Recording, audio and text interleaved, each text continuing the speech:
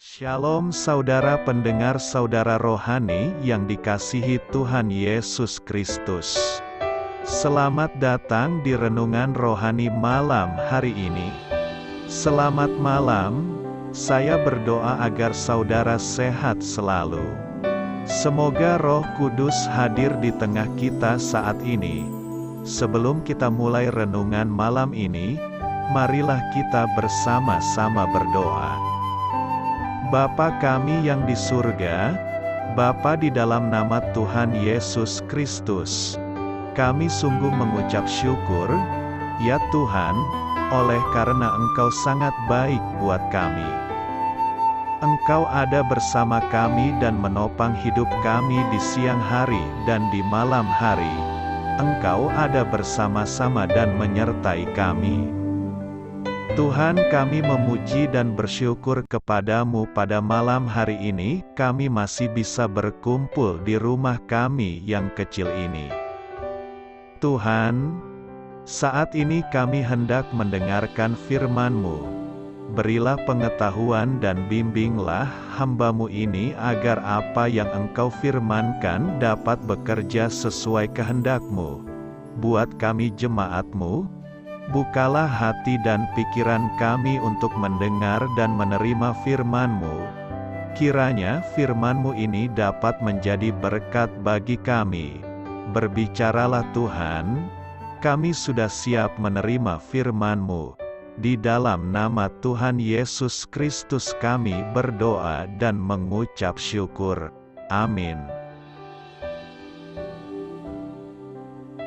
Sahabat saudara rohani, pembacaan ayat emas Alkitab renungan kita malam hari ini. Nats pilihan kita adalah, aku menarik mereka dengan tali kesetiaan, dengan ikatan kasih. Tertulis dalam kitab Hosea 11 ayat 4, bacaan kita pada malam ini terambil dari kitab Hosea 11 ayat 1 sampai dengan Hosea 12 ayat 1. Ketika Israel masih muda, kukasihi dia, dan dari Mesir kupanggil anakku itu, makin kupanggil mereka, makin pergi mereka itu dari hadapanku.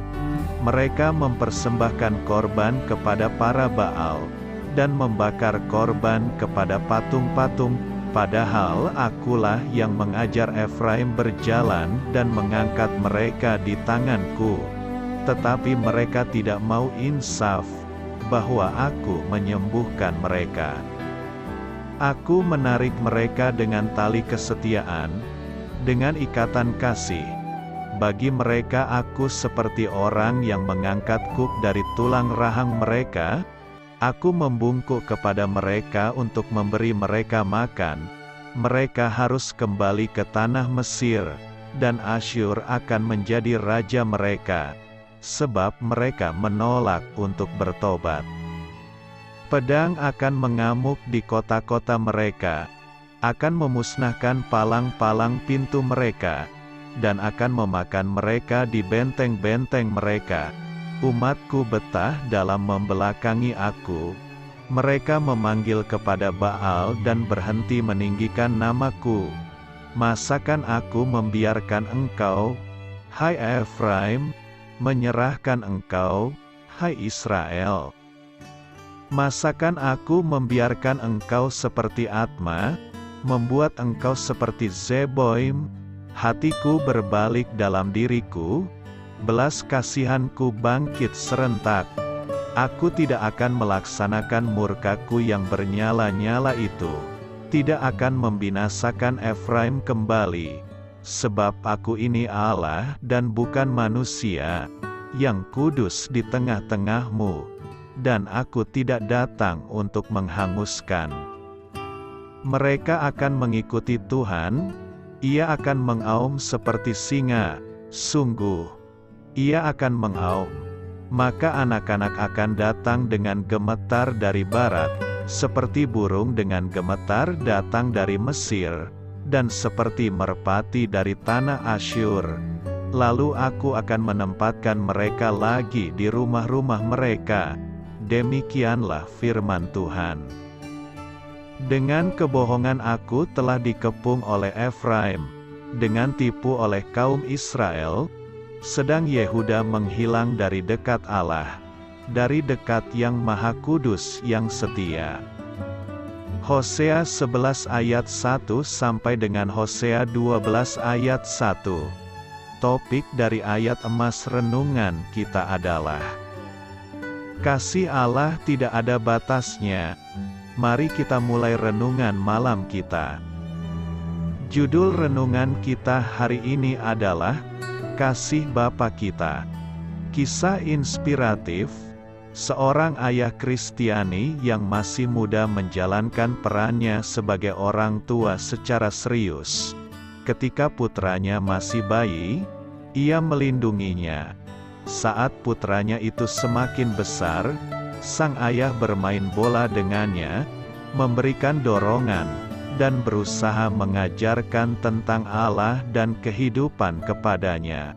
Tetapi ketika remaja, anak laki-laki itu membuat jarak dan dengan cepat meninggalkannya untuk menikmati kebebasan. Seperti anak yang hilang dalam Lukas 15, ia menolak nilai-nilai yang diajarkan ayahnya. Ia membuat keputusan bodoh dan terlibat dalam masalah. Ayahnya sangat kecewa, tetapi selalu sabar terhadapnya, tak peduli apapun yang telah ia lakukan. Katanya, "Ia tetap anak saya tidak akan pernah berhenti mengasihinya. Ia akan selalu diterima di rumah saya." Hari penuh sukacita itu akhirnya tiba ketika ayah dan anak dipersatukan kembali.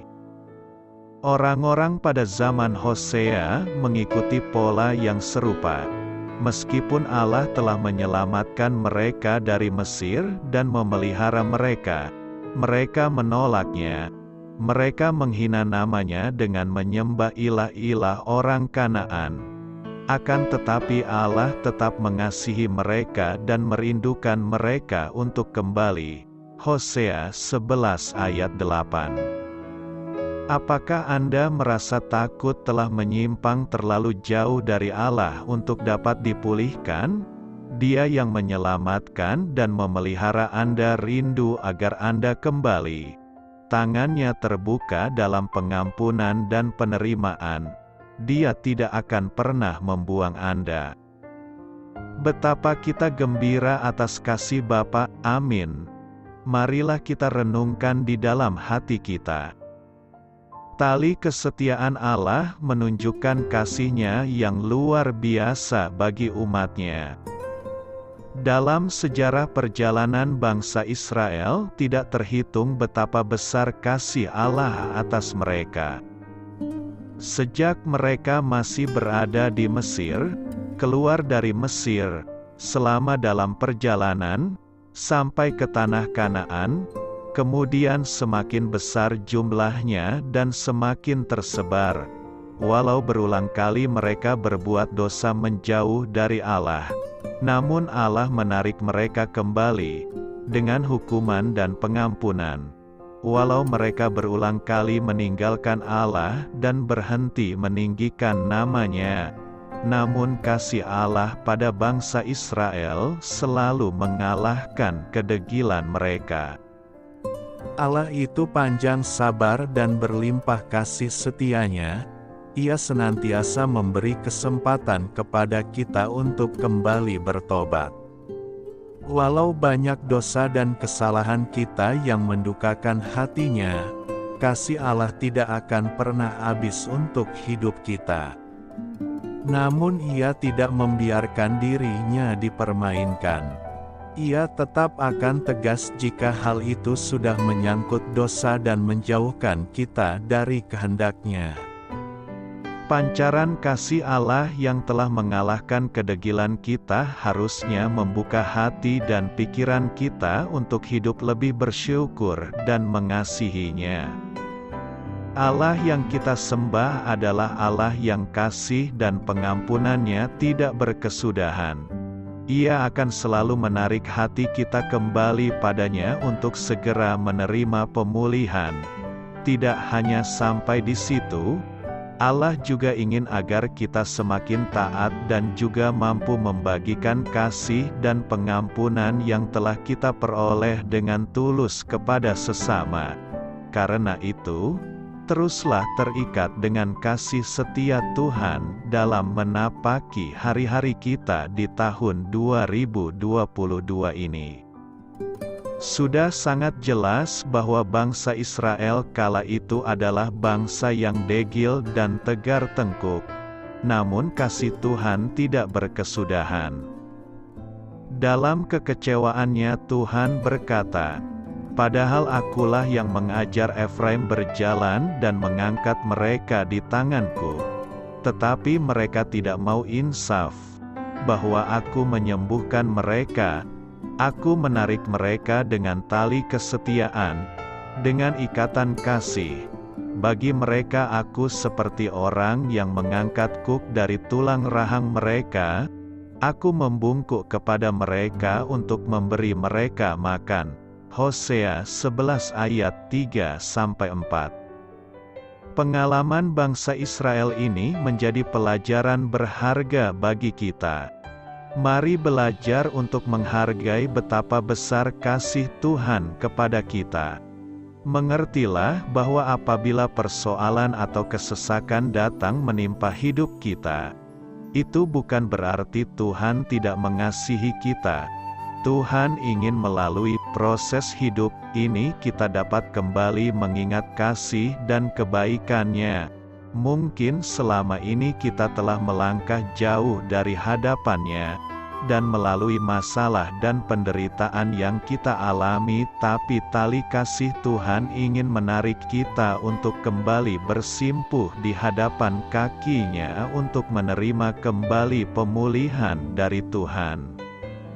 Selamat berkarya untuk Tuhan. Saya memberkati Anda agar sewaktu Anda mencarinya dari Dia, Bapa Surgawi Anda akan memberikan bagi Anda roti harian Anda. Dalam nama Yesus Kristus, Tuhan yang berkuasa atas alam semesta dan menuntun kita kepada iman yang menyelamatkan. Tuhan Yesus menyertai senantiasa. Terima kasih sudah berkenan mendengarkan renungan malam saudara rohani. Tuhan memberkati. Amin.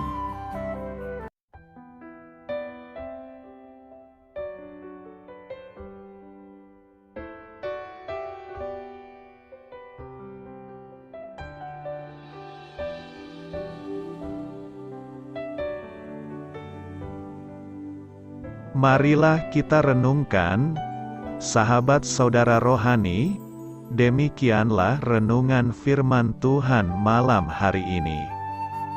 Semoga menjadi berkat di dalam hidup kita dan menjadikan kita pribadi yang lebih baik.